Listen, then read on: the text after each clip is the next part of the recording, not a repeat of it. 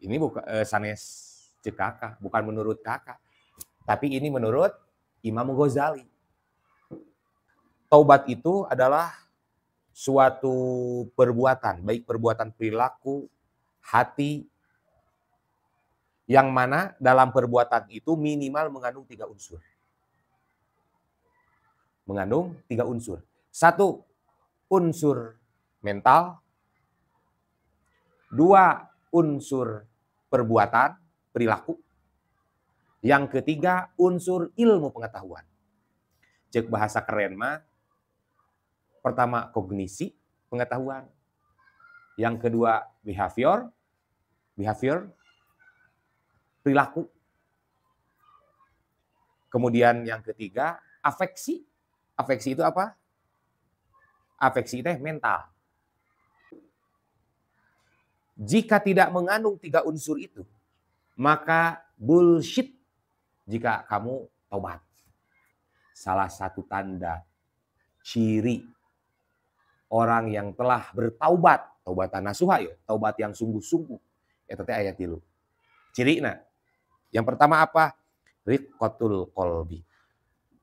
Orang yang sudah bertaubat dan taubatnya itu taubat yang sungguh-sungguh, maka salah satu tandanya ialah riqqatul qalbi. Hatinya itu sensitif, lentur, tidak keras. Yang kedua, ghazaratud dumu. Ghazaratud dumu itu ialah mudah tersentuh, mudah menangis, mudah tersentuh. Baru setelah itu dia ari kapok teh naonnya bahasa Indonesia teh? Trauma. Dia trauma terhadap perbuatan dosa.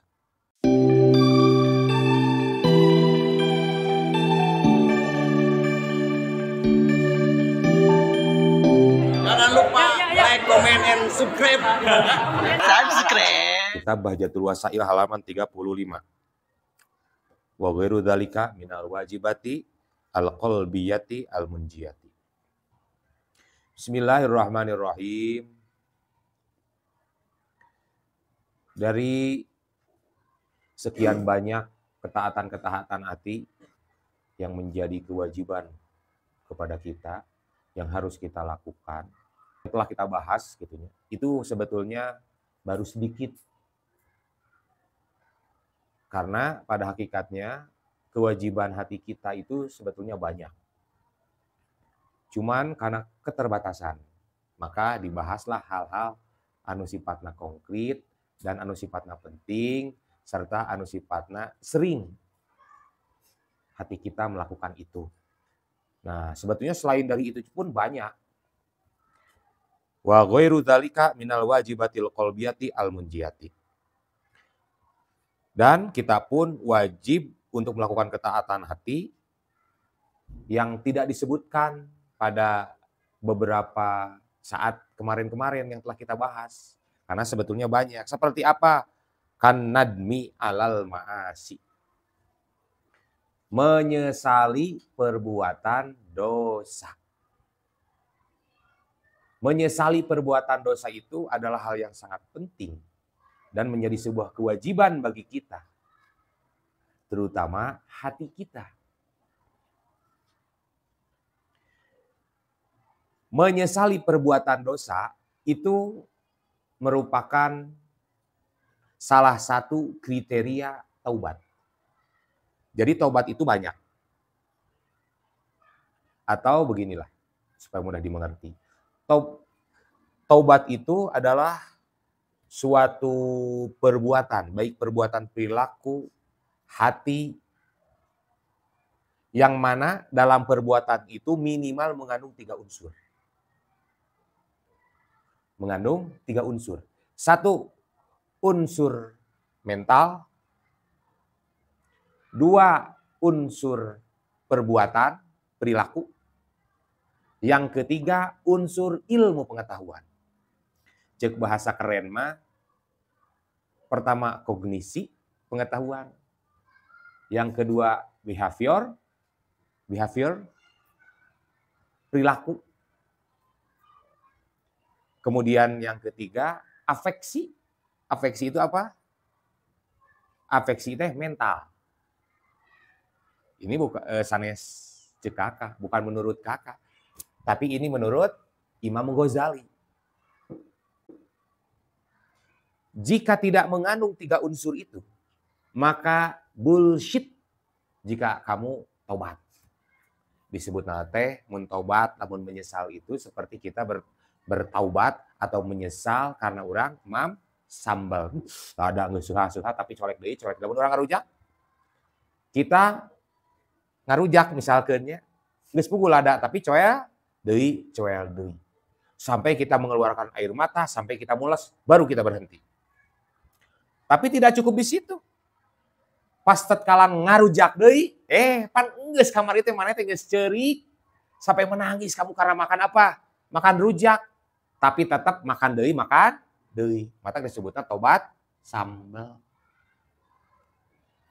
Tobat sambal itu karena apa? Karena tidak memenuhi 3 unsur.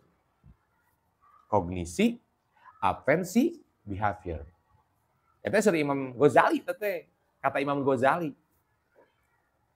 Nah, maka orang yang memenuhi 3 unsur dalam taubat tadi, kemudian dirangkum dalam satu kesatuan yang disebut taubatan nasuha, maka baru orang itu bisa dikatakan sudah bertaubat. Nah, yang kita bahas saat ini, di dalam kitab ini adalah salah satu elemen dari ketiga unsur itu.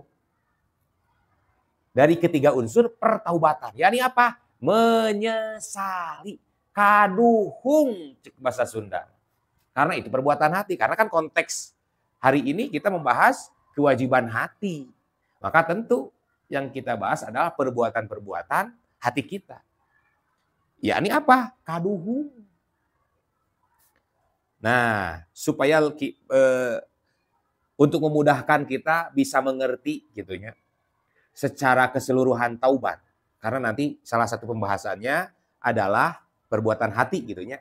Yang tadi kakak bahas. Yang pertama, syarat taubat itu kata Imam Ghazali. Yang pertama itu behavior.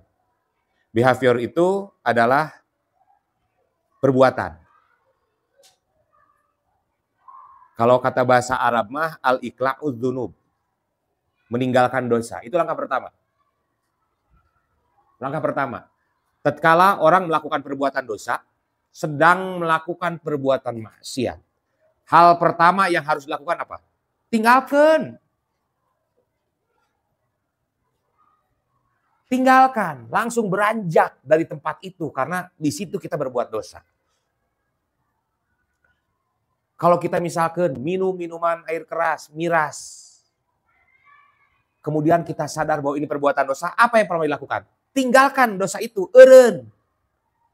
Jangan lagi ongko tobat, ongko tahu bahwa itu sedang perbuatan dosa, sedang melakukan perbuatan dosa, tapi anggar we, lak. Berarti bullshit, bohong. Berarti langkah pertama apa? Tinggalkan. Berhenti berbuat dosa pada saat itu. Itu jangka pendek. Jangka panjangnya ya jangan dilakukan lagi. Gitunya apa? Behavior. Perbuatan. Kemudian langkah yang kedua adalah afeksi. Mental atau hati kita. Al-azmu alla ya'uda.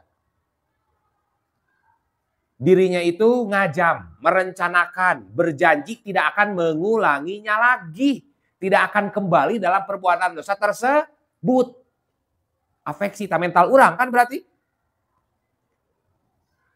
Eta elemen yang kedua, unsur yang kedua dalam pertaubatan.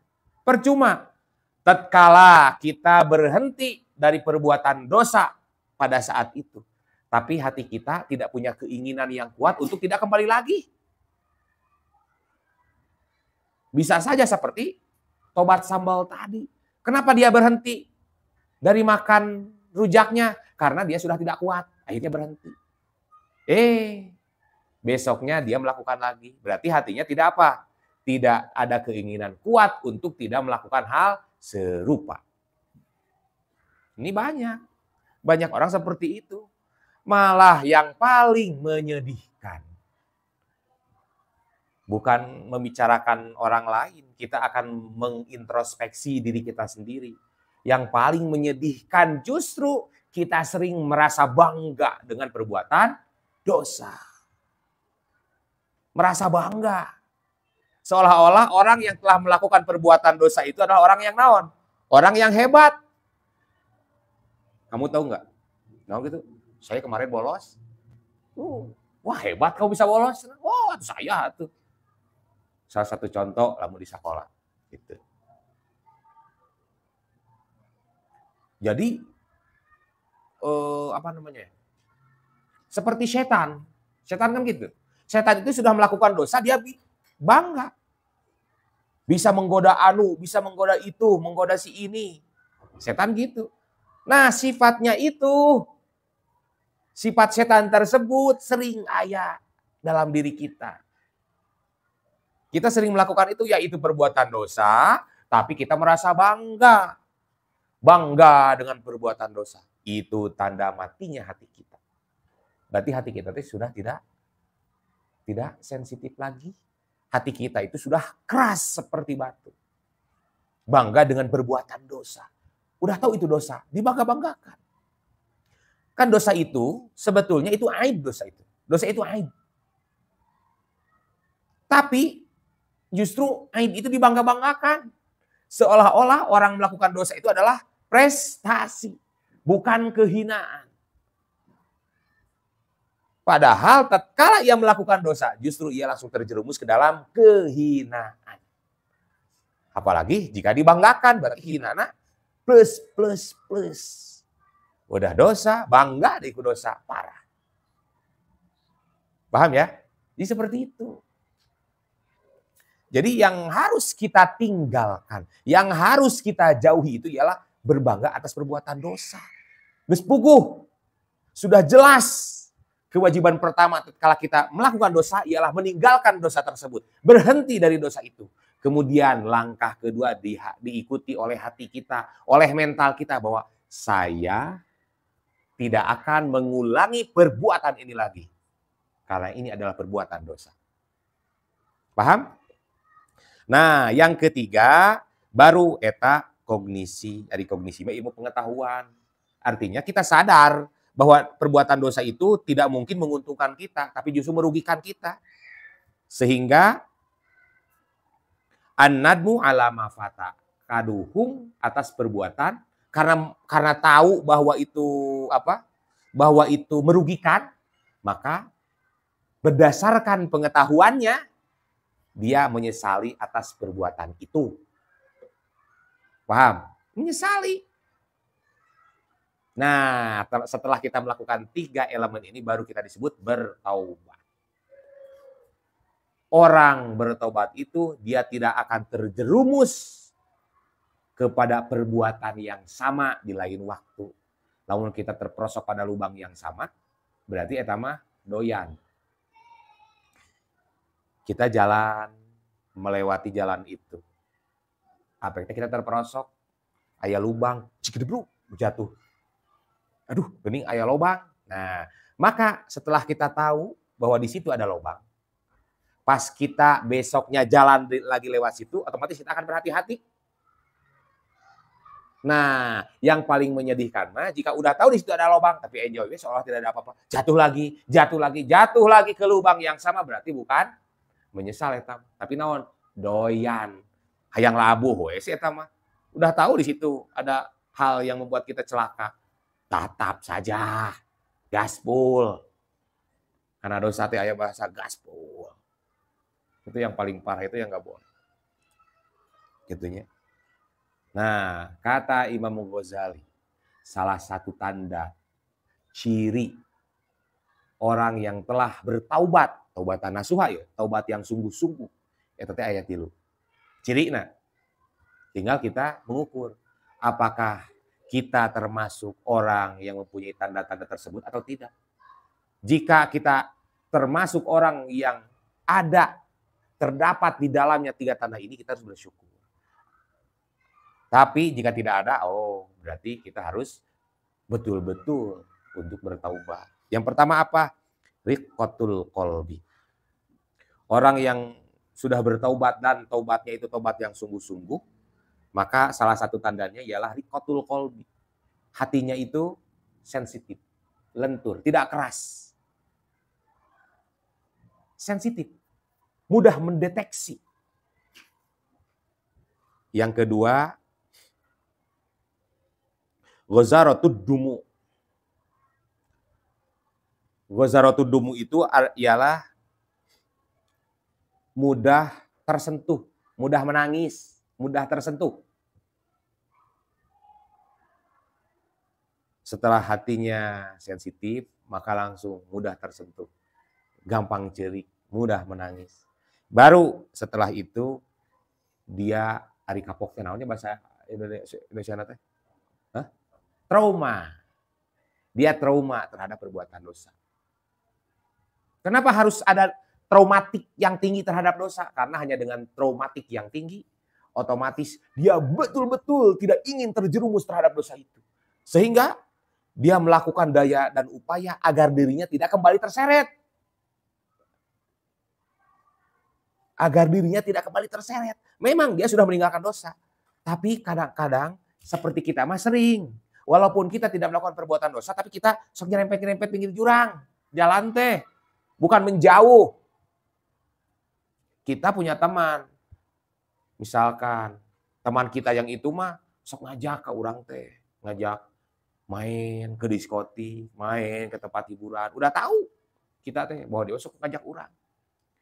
Nah, sedangkan kita sudah bertekad, saya mau mending ngaji daripada ulin. Tapi udah tahu bahwa teman kita akan ngajak, kita sengaja nelpon atau napi lewat ke depan rumahnya, tapi menyapa teman kita, otomatis satu diajak. Berarti eta mah bukan apa menyesal, tapi kita justru naon? Hayang eta mah. Doyan berarti. Jika seperti naon? Seperti ada seorang perempuan, kemudian di pinggir nate ada laki-laki anu mata keranjang, ditoel. Marah, kamu apa-apaan, jaga tangan kamu. Tapi dia tidak menghindar. Ditoel, kamu apa-apaan. Udah tahu kalau dia duduk di situ atau lewat situ bakal ditoel. Tetepnya doyan berarti. Harusnya menghindar, pindah dong. Jalannya jalan-jalan ke situ dong, karena di situ ada tukang noel. Duduknya pindah dong, jangan di situ. Karena pinggirnya itu laki-laki anu sok noel, mata keranjang. Tapi dia tidak menghindar, berarti eta mah doyan, eta mah hayang. Jadi basa-basi saja. Apa-apaan kamu? Jaga tuh tangan kamu. Emang aku cewek apaan? Eta basa-basi hungkul ternyata. Karena pada esensinya, pada hakikatnya justru dia merasa bahagia. Ada orang yang care. Ada orang yang menganggap dia cantik misalkan. Paham deh? Jadi seperti itu. Gitu. Nah, itu tanda orang yang taubatan nasuha. Hatinya tidak keras. Kan beda. Kalau hati sudah keras, dia tidak akan sensitif. Melihat orang yang menyayangi dia menangis, cuek we. Misalkan korotan teh ceri, kunaon atuh ujang teh. Pan kumamah teh ujang teh geus disakolakeun ka tempat yang terbaik. Si bapak teh geus usaha, geus neangan duit supaya ujang masuk ke sekolah ke pesantren terbaik. Bari ceurik mamahna teh. Tapi kunaon atuh ujang teh ngadon kitu.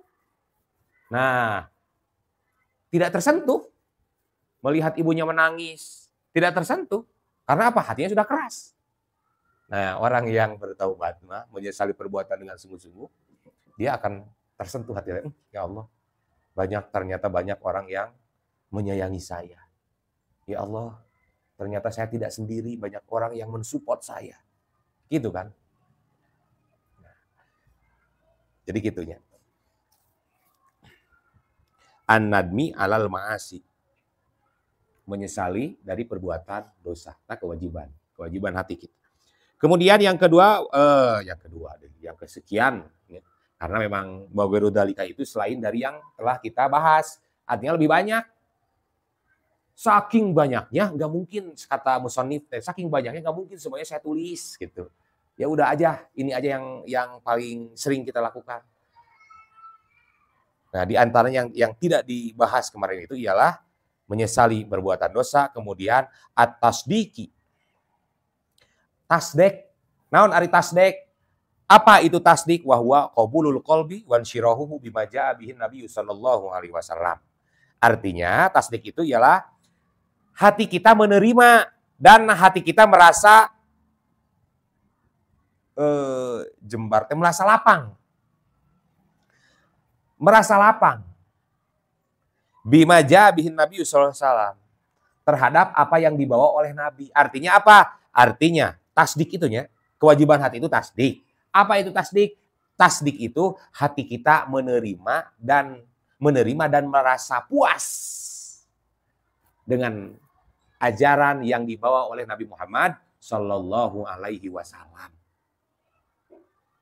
Jadi Islam kafah, Islam yang sejati, yang sesungguhnya, Islam yang menyeluruh, Islam yang komprehensif, itu ialah orang yang menerima dengan sepenuh kesadarannya, dengan sepenuh hati.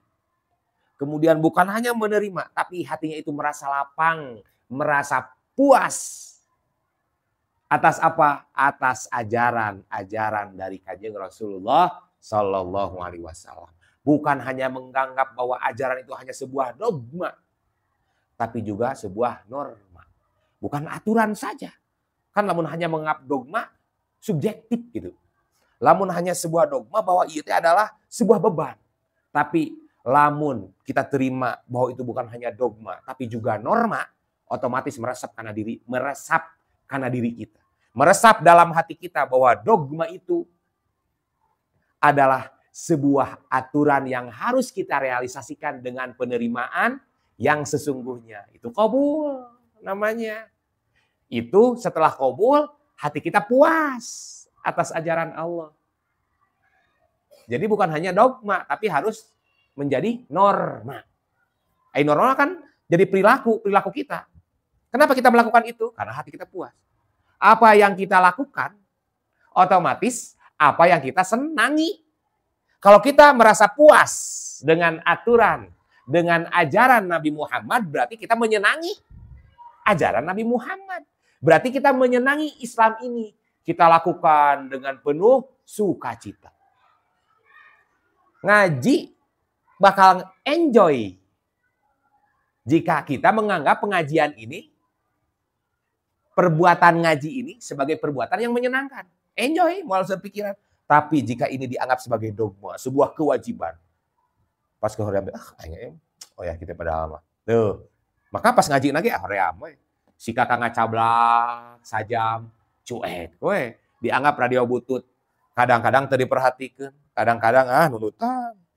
Kadang-kadang nyawa juga perhatikan di handap main WA. Jika menganggap itu apa? Dogma, sebuah kewajiban, sebuah beban. Tapi jika dianggap bahwa itu norma, hal normatif, hal biasa yang kita lakukan, bakal enjoy. Ketika ayah halangan tidak bisa mengikuti pengajian, ayah, iya kan Zoom nak. Wah, cari link nak, mengikuti pengajian, bari Zoom. Terus sempet Zoom, ayah dina YouTube nak, ngaji lewat YouTube. Pas ketinggalan teh. Karena sudah menganggap bahwa itu adalah perbuatan normatif. Perbuatan biasa yang membuat enjoy, yang membuat senang. Nah, gitu. Tasdik teh. Jadi tasdik teh kan bahasa etimologi nama menerima, membenarkan. Nah, tapi maksudnya bahasa terminologi tasdik itu ialah menerima dan merasa puas. Sehingga enjoy. Urang sholat ge enjoy. Bukan beban ya. Sholatnya bukan kewajiban ya. Kenapa kamu sholat? Saya senang melakukan sholat. Kenapa kamu baca Quran? Gak capek kamu baca Quran? Mending main game. Enggak, saya senang baca Quran. Karena senang. Paham tuh? Jadi catatan yang kedua ialah jangan anggap Islam itu sebuah dogma saja. Tapi sebuah norma yang harus kita lakukan dengan normatif. Dengan senang. Paham ya? Kemudian juga wakal muraqobati lillahi. Dan seperti muraqobah kepada Allah. Apa itu muraqobah? Muraqobah teh wahia istidamatu ilmihi bi itla'ir rabbi alaihi fi jami ahwalihi. Hati kita merasa bahwa Allah teh senantiasa hadir, melihat, mengawasi setiap perbuatan kita. Itu apa namanya? Muraqobah. anta'budallah ka'annaka taroh fa illam takun taroh fa innahu yaroka. Ihsan, definisi ihsan itu kata lain dari muraqabah. Merasa diawasi ku Allah. Teh kumaha? Anta'budallah. Kamu beribadah kepada Allah ka'annaka taroh. Seolah-olah kamu melihat Allah. Kita beribadah seolah-olah Allah, kita melihat Allah. Maka benar mau ibadahnya? Benar. Fokus gak ibadahnya? Fokus. Karena kita melihat Allah. Fa illam takun taroh fa innahu yarok. Tapi tatkala kita tidak melihat Allah, seolah-olah tidak melihat Allah, maka tanamkan dalam diri kita. Fa innahu yaroka. Sesungguhnya Allah melihat kita. Jadi kita beribadah seolah-olah melihat Allah atau Allah melihat kita. Baru fokus, baru benar. Gimana ibadah yang tidak diawasi? Mual benar. Perbuatan, pekerjaan di kantor yang tidak diawasi, maka santai. Tidak akan fokus.